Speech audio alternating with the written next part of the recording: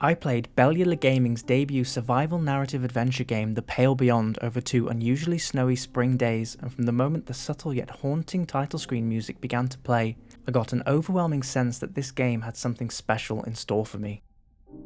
I waited at this screen and soaked it in for a minute or two, allowing the music to set the tone, set my expectations, and I'm pleased to say I was not disappointed by what I found on the other side. Welcome to the channel, I'm Rhythmicon, and this is In Discovery, The Pale Beyond.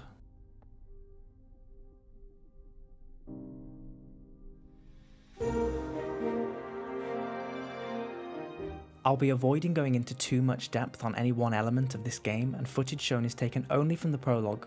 I want to give you my impressions on this title because it really is great, but I certainly don't want to rob you of the chance to discover this game's finest offerings on your own.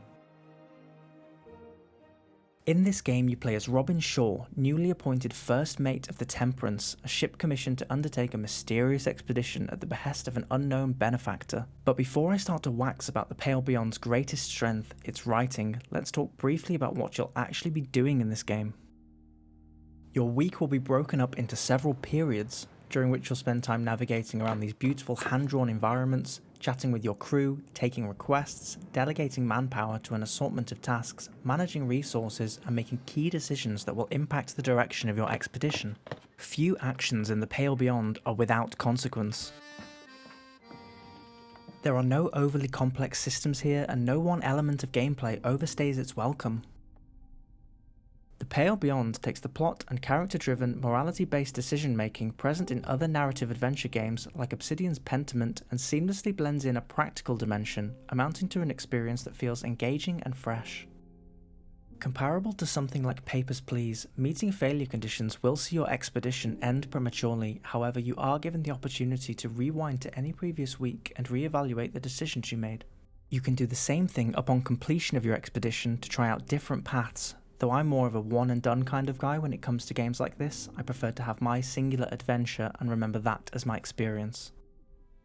Unfortunately, my time with the game was slightly marred by 1 or 2 bugs, the most annoying of which resulted in my resource or crew cards becoming stuck in this wheel, leaving me unable to replace or remove them, forcing me to expend them, and on one occasion this actually did lead to the ordinarily avoidable death of one of my crew. It was something that a reload failed to fix, but I let it slide because of the otherwise fantastic time I was having with this game. However, it might be worth waiting even just a few weeks from the time of this video going live to see if those bugs have been cleaned up. I know the creators are very passionate and communicative with regard to issues found in this game. The story is an ultimately simple one of shared adversity and the indomitable human spirit as your expedition faces disaster. The magic here is to be found in its presentation and the way it encourages you, the player, to engage with it. That beautiful title screen music gives way to an exercise in poetry writing, which in turn gives way to a series of dialogue wherein you're presented with ample opportunity to consider what kind of person your Shaw is.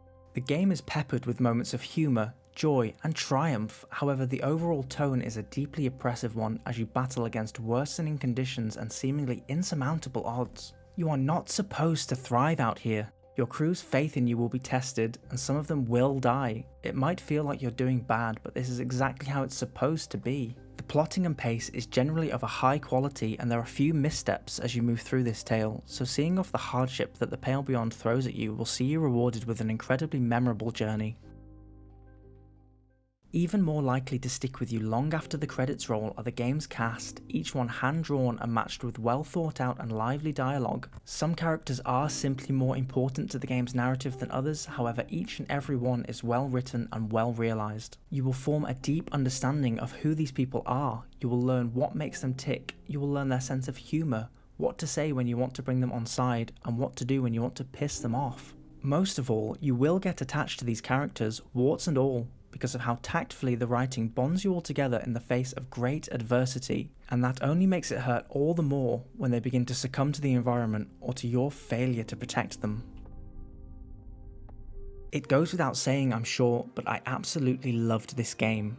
My frustrations with some of the game's technical weak points are most certainly dwarfed by the exceptional overall quality of my experience, and I would absolutely urge you to pick this up when you have a spare 10 hours and $20.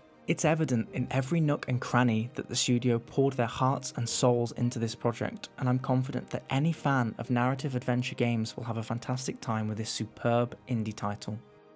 That's all folks, I've been Rhythmicon and I loved The Pale Beyond. See you next time.